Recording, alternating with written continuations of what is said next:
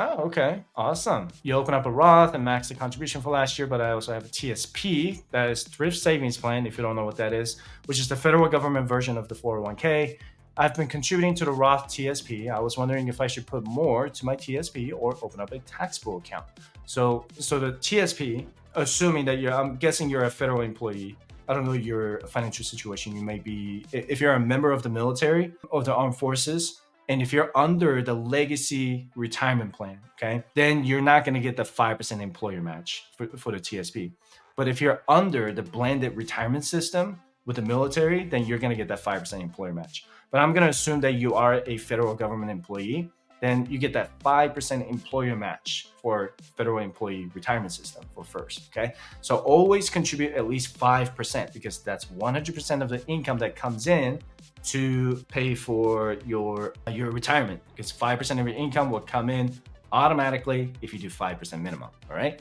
Now, the next step I put in the checklist is HSA. So I talked plenty about HSA in the past.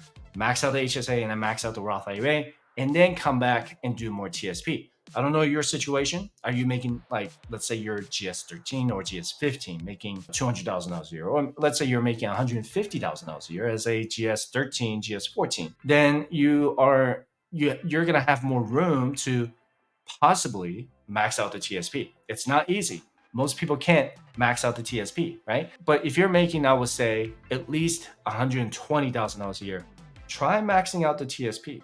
But you always want to make sure that you're not putting too much money into the retirement. If you could save up to 25% of your money towards retirement, you're going to be winning. Okay. So if you make $125,000 a year as a Fed employee, 25% of that would be $31,250. I don't know how old you are, but if you put 23,000 into the TSP and then you put another 7,000 into, say, Roth IRA, and then you can put more into HSA, you're going to be at that 25%, right?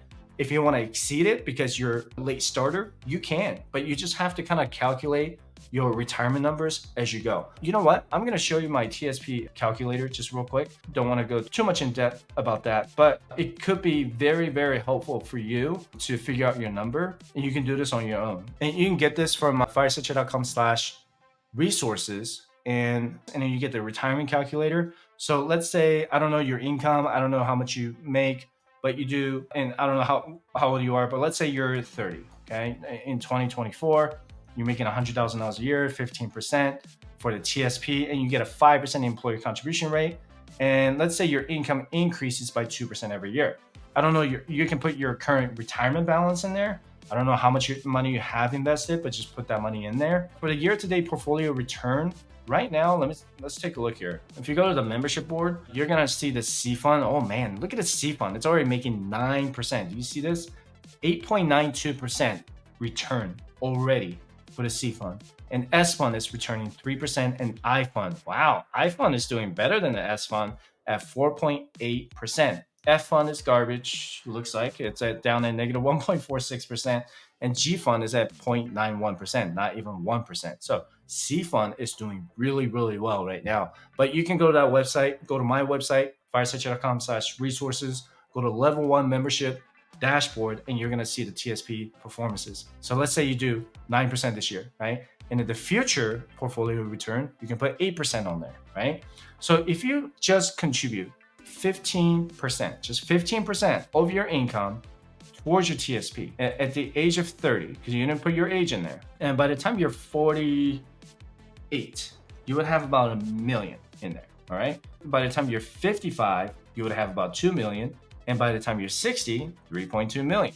I mean, you could quit your job and leave your money in the TSP, and it's still gonna continue to grow. That is the nice thing about it. So use this calculator, figure out how much money you can contribute to the TSP. If you're a high income earner, try to max out the TSP. If you can't max out the TSP because you have some debts, I recommend you clean that up. But if you go to my website, the FIRE checklist, clean up your debt if you can, okay? Emergency fund up to deductibles, retirement plan up to employer match, pay off your debt, accept mortgage, max out your emergency fund, Roth IRA, HSA, employee retirement. You're not gonna get to step 7 until you finish all first 6 steps, okay? maxing out your TSP is actually difficult to many people. So just pay attention to what you're contributing so you're not going to be too cash poor going forward. But a really great question, and wish you the best of luck with your TSP.